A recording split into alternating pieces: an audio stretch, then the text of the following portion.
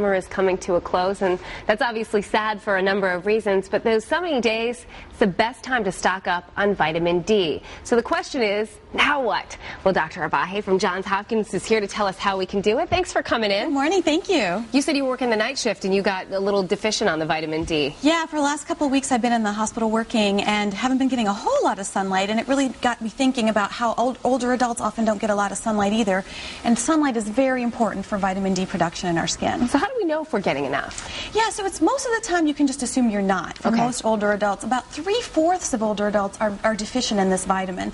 So you can almost assume that you're not. The best way to know for sure, though, is to go to your doctor and have your vitamin D level checked, and that's how you'll really know. Why is vitamin D so important? What's so great about it? Yeah, so we used to think of vitamin D as mostly about your bones and about osteoporosis, and it's still very important for those two reasons. But recent studies are showing that low vitamin D levels are associated with heart disease, diabetes, cancers, memory problems, and depression, as well as people falling and breaking their bones. So it's really important for all sorts of different chronic diseases that older adults face. So is this the time to get out there and enjoy it? Yeah, so vitamin D comes from the food that you eat and from supplements that we take, but it's also the sunshine vitamin. It comes from the sun. And we often don't get out enough to get that kind of sun because we're often worried about skin cancer and other types of things. So this is a good time to get it as long as you're safe about it. Okay, so when we're talking about foods, what kind of foods? Yeah, so it's really hard to get it from food actually because vitamin D is stored in oil, not in water. So basically you get it from oily fish like salmon, sardines, tuna, or you get it from like cod liver oil, which not a lot of people take anymore. Yeah, it's not that great.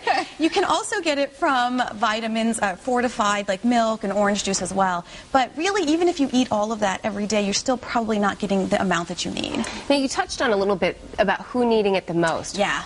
Tell me a little bit more about that and why. Why that is. So older adults need it, and especially, so older adults in particular, because their skin can't convert vitamin D to its active form as easily as a younger person. So anyone who's older automatically needs it more. And then people who are darker skinned, again, because they're not getting as much sunlight into the system to try to convert that vitamin D to its active form. And then people who are indoors all the time, so either because you work indoors all the time or because you live in a nursing home or are often not outside much. So, and vitamin D, it can't be produced through the glass. You know, if you get sunshine through a window, that doesn't work. So people who are indoors a lot also need vitamin D. And then anyone who's falling, anyone who's fallen or broken a bone, that person needs vitamin D. Okay, all right, that's good to know. Now, what about, you said that you have a good and interesting sort of local equation as to how we can get vitamin D. So it's not as simple as just going outside and getting the sun. It depends on where you live and what your skin tone is like, and then what the altitude is and whether it's a sunny day or not. So I looked up a calculator where you could go outside and figure out how much you actually need for here. So if we were to walk outside right now and stand outside like around this time of year, 10 a.m. right after the show ends, if you're fair-skinned, you need about 15 minutes exposed, just like I am here, face and arms, about 15 minutes. More like me, more medium skin tone, 25 minutes. And if you're dark-skinned, you need almost 50 minutes. And that's if it's sunny, completely sunny.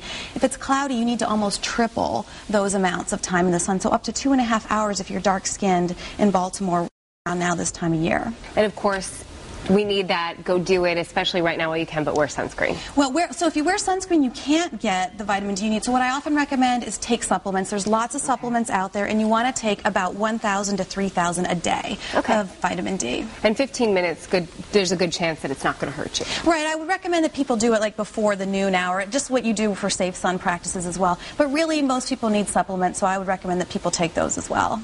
All right, Doctor, thanks for coming in. Welcome. Always great advice. Jamie, she's the best. And she looks like the sun, doesn't she? I tried. So bright and sunny. That's my vitamin D. There you go. I know.